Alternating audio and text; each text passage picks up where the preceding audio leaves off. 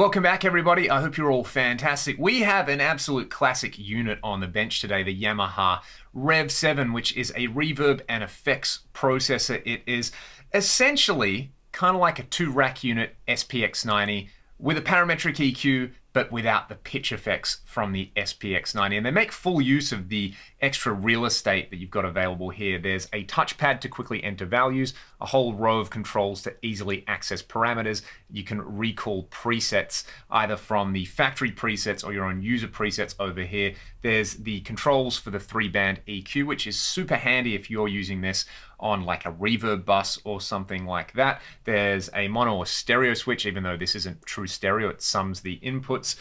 Switch to turn the EQ on and off, and a mix control right there. We're going to hear it on a few other sources in just a few minutes, but first we'll hear it on guitar. This is my dry sound.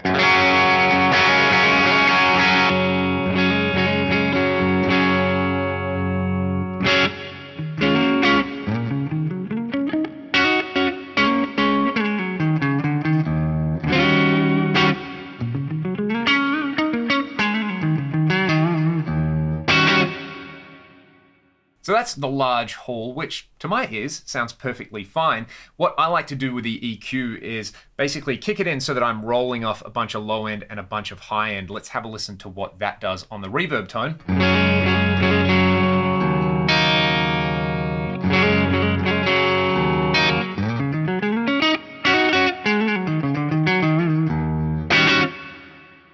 Which I think is far more musically appropriate in this context. So we have access to different presets here. For example, I can just kind of go through my first 6 factory presets by pushing these quick access buttons. Let's start with, say, preset number 3, which is a vocal plate. And then I can easily access stuff like the reverb time. You know, if I wanted that lower, like 1.5 seconds. The initial delay, which is the pre-delay. We've got a first reflection in there. We can set the level, and if I press this twice, I can set that first reflection time. It's kind of like a slapback in there, if that's what you want. Then we've got different parameters in here. For example, this is the high time ratio on the reverb. We've got the low time ratio and the amount of diffusion. I like to play around with the diffusion on this.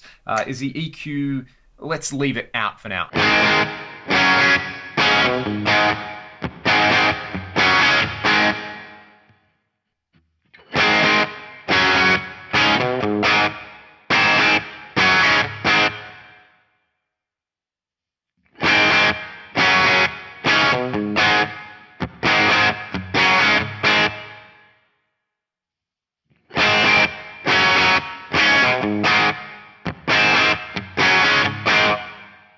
So the plate's not bad. None of these, are the most lush sounding effects, but there's a reason people still really like these. It's that character in there. It's kind of like the old Roland SDE delays. They are far from perfect, but that is why people like them. They want something that's got a character, not just the most pristine, lush thing possible. You can hear with this plate, you're getting that kind of character in there. Let's hear this with a little bit more gain.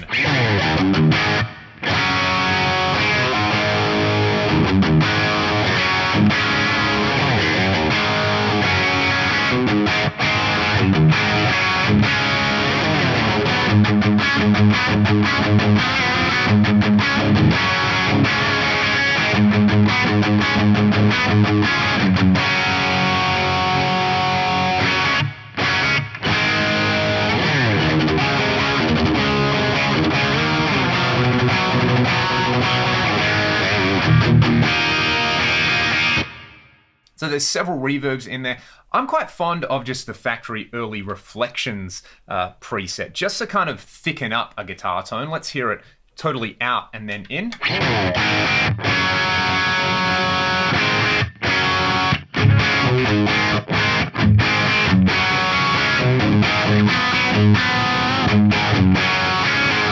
So let's hear this early reflections parameters. I'm going to do a really quick little mix from some stems of a ragdoll song called Overnight Sensation. You'll hear the basically little mix and then just the guitars on their own, and you'll hear the guitars dry and then with this early reflections parameter kicked in.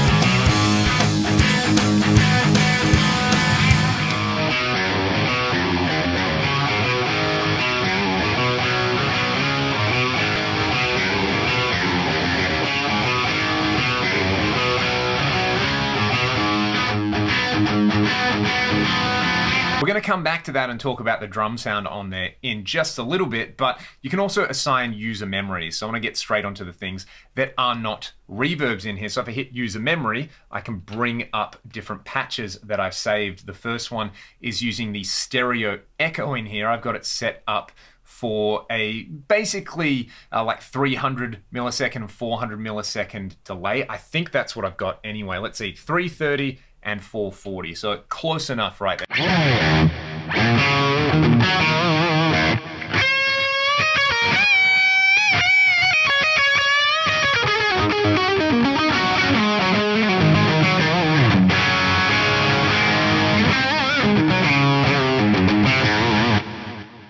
And you can keep the EQ on that in a similar way the reverb works. I'm using it just to kind of take out a bit of low end, take out a bit of high end.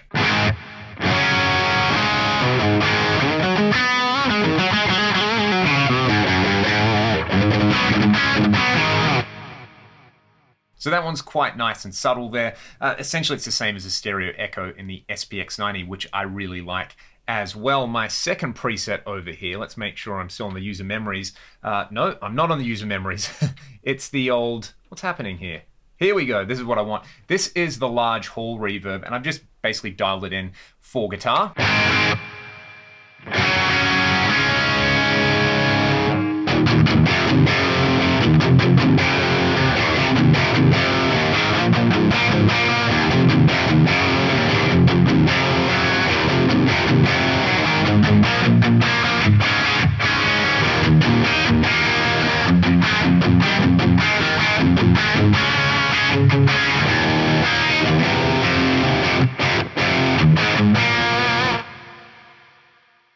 The decay on there, maybe it's a little bit full on for something like that, but I don't mind it as well as a thickening agent. Now, this is the thing a lot of people get the SPX90 for. It is the old symphonic patch, and to my ears it sounds pretty much bang on in the Rev 7. Wrong button there. We'll hear it with the EQ out and then in.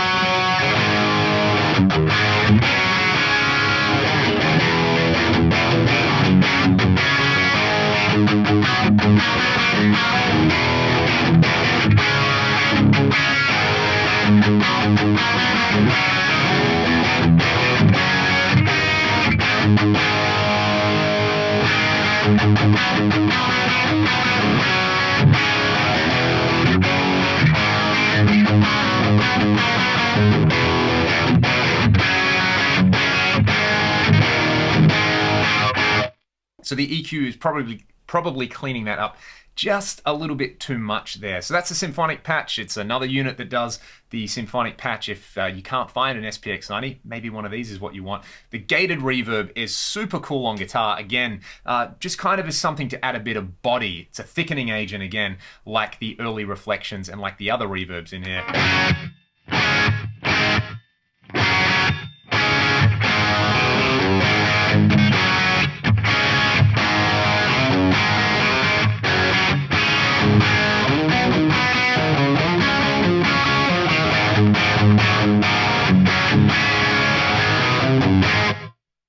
Let's hear that back with that AC20 tone.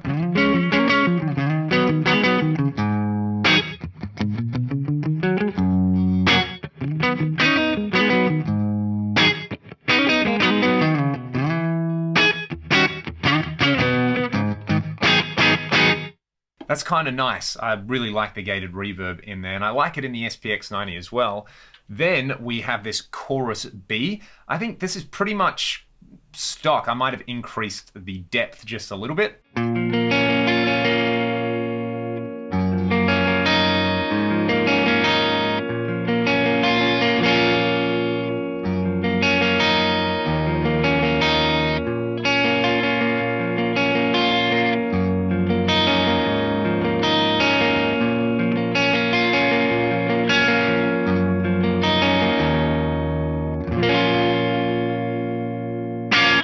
What's the next patch? This is kind of a surprise, even though I programmed this yesterday. It's the Reverb Flange. This is a really nice combo effect.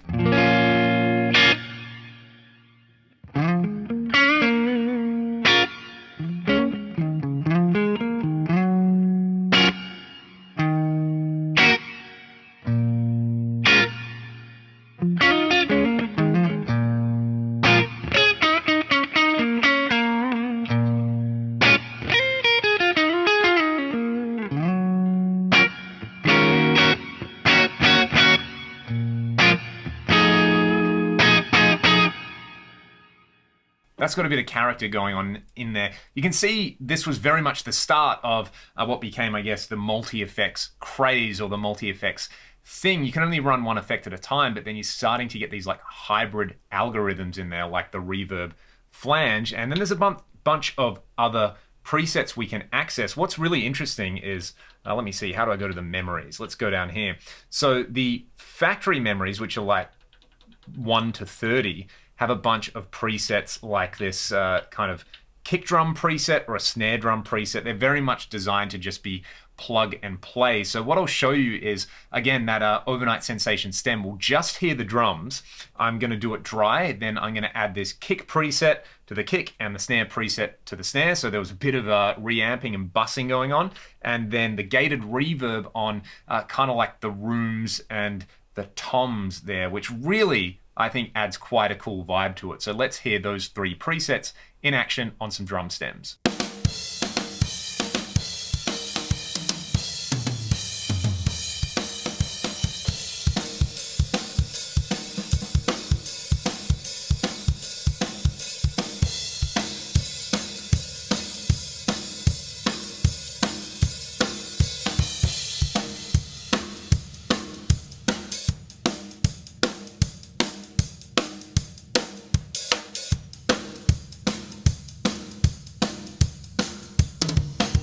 What's fun with the gated reverb is there are several modes on there. So if you're on, say, this factory preset, you can choose mode 1 through to 5 or 6, I think. Yeah, so there's 6 different gated reverb modes. Let's hear those.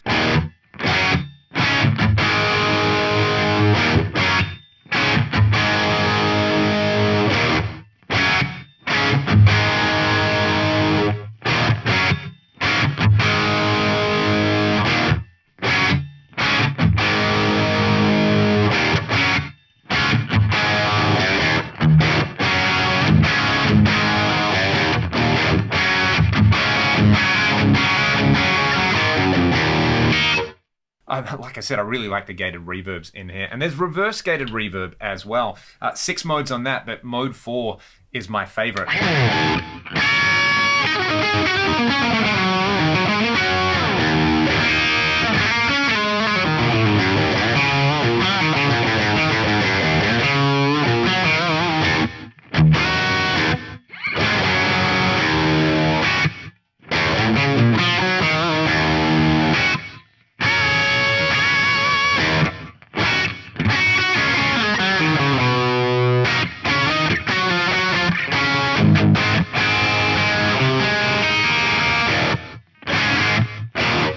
That's a really cool effect. You'd have a hard time finding a pedal that can do that nowadays. So, a whole lot of fun on guitar. For me, it's basically worth it just for the old symphonic patch and for that stereo echo. They were my favorite modes on the SPX 90, and I do really like the gated reverbs here. Let's hear a few more of these effects. I'll use my Poly Effects digit to just kind of generate a slightly randomized synth sequence, and I'll go through a few more of the modes on here.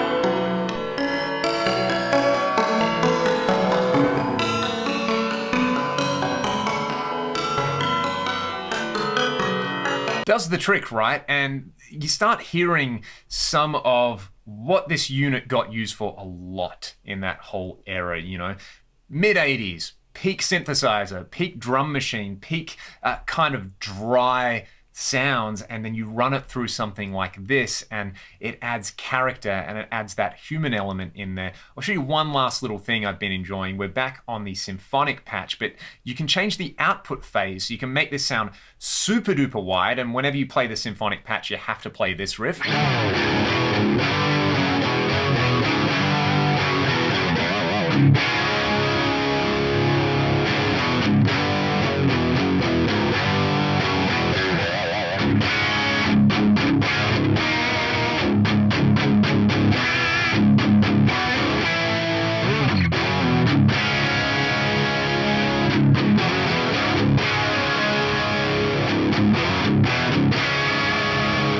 So I really like the symphonic patch in particular, kind of out of phase like that for a spatial imaging effect. Is this overkill for guitar? Probably. I can't say I would recommend this over an SPX90 if you have the choice to get both, but it is a whole lot easier to use just because it's bigger and we have things like the number pad and instant recall of presets on there. But then again, most people would be using these units with a MIDI controller and a bunch of other units anyway, so that's probably not an issue. The output phase is really cool. Having the parametric EQ on there is very, very handy. But yeah, it's still probably overkill for guitar. If you want something to sound really retro with a whole bunch of character for your home studio, these are a pretty good deal. You're either going to absolutely love it or you're kind of going to loathe it. They're one of those units where there's like no in between. People are either massive enthusiasts of this unit and kind of use it on everything, but again, it does have that element that certain synthesizers and other effects units from this era have, where they do kind of date the sound. But if you're not using it on a particular style of music that was made back then, I doubt anyone's really going to recognize this. So if you want a kind of cool piece of hardware and you can find one of these that is working, you know, it might be worth it. Does it sound better than any of the Valhalla reverb plugins I have?